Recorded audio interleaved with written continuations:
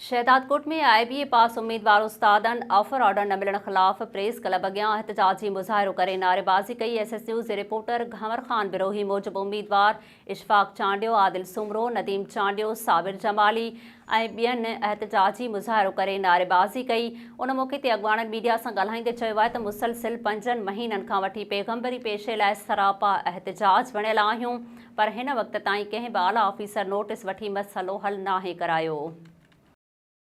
मोरू जे मुख़्तलिफ़ इलाइक़नि में सुई गैस जी बंदिश ऐं हथरादू लोड शेडिंग ख़िलाफ़ अवामी तहरीक SUP ऐं जिस्म तरफ़ां एहतजाजी मुज़ाहिरो करे सख़्त नारेबाज़ी कई वई।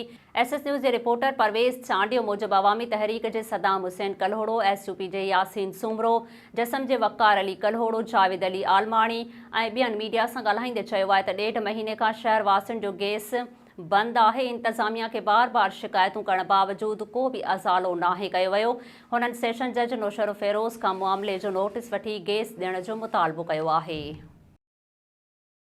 बुलड़ी शाहकरी में ॿोॾि मुतासिरनि जी सहायता न करणु, इस्पतालुनि में दवाउनि ऐं अमले जी खोट ऐं बदअमनीअ ख़िलाफ़ STP पारां रैली कढी एहतजाजी मुज़ाहिरो कयो वियो। SS न्यूज़ जे रिपोर्टर राजा करीम कलहोड़ो मूजिब एहतजाजी मुज़ाहिरे खे ख़िताब कंदे STP अॻवाननि इक़बाल हाजाणो, अली नवाज़ समूह, बचल सिंधी, सलीम मेमण ऐं ॿियनि चयो आहे त हुकूमत बरसात मुतासिरनि जी का बि सहायता नाहे कई। रोज़ाने फुर ऐं चोरियुनि जूं वारदातूं थी रहियूं आहिनि। अवाम जी जान माल जो को तहफ़ुज़ नाहे।